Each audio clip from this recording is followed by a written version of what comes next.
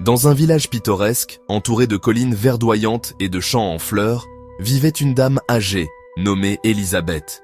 Elle passait ses journées à jardiner, à lire des romans sous un chêne majestueux et à profiter des plaisirs simples de la vie.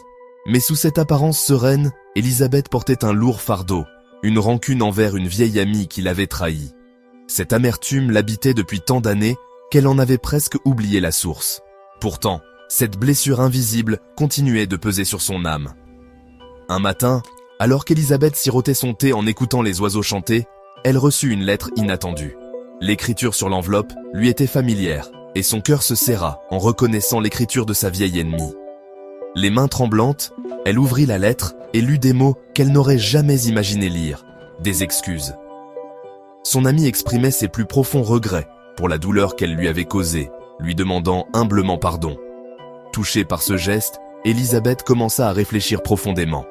Elle se souvint des enseignements de la Bible, en particulier des paroles de Jésus dans Matthieu 6, 14, 15. « Si vous pardonnez aux hommes leurs offenses, votre Père céleste vous pardonnera aussi. » Ces mots résonnèrent en elle comme un appel à l'action. Elle réalisa que le pardon n'était pas seulement un acte de générosité envers l'autre, mais aussi une libération pour elle-même. Élisabeth se remémora également l'histoire de Joseph et de ses frères dans Genèse 50, 15, 21. Joseph, après avoir été trahi et vendu comme esclave par ses propres frères, leur pardonna en disant « Vous aviez médité de me faire du mal, Dieu l'a changé en bien. » Cette histoire lui montra que même les blessures les plus profondes pouvaient être transformées en quelque chose de beau, si l'on choisissait de pardonner. Avec une nouvelle perspective, Élisabeth décida d'écrire une réponse. Dans sa lettre, elle exprima son pardon, reconnaissant que la vie était trop précieuse pour être accablée par le ressentiment. Elle écrivit « Ton courage de me demander pardon m'a profondément touché. Je te pardonne, non seulement pour toi, mais aussi pour moi-même, car je veux vivre dans la paix que Dieu offre à ceux qui libèrent leur cœur. » Elle remercia son amie pour son geste courageux et lui souhaita le meilleur pour l'avenir. Alors qu'elle reposait sa plume, Élisabeth ressentit un immense soulagement, comme si un poids énorme avait été enlevé de ses épaules.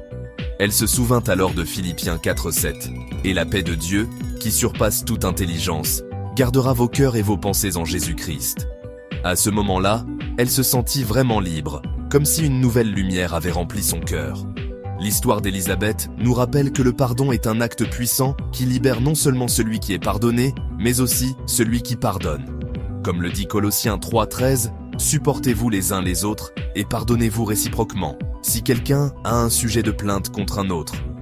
Comme Christ vous a pardonné, pardonnez-vous aussi. » Nous sommes tous appelés à suivre l'exemple d'Élisabeth et à libérer nos cœurs des chaînes du ressentiment. Le pardon n'est pas un signe de faiblesse, mais une preuve de force et de foi. Il nous permet de vivre dans la paix et la liberté que Dieu nous offre.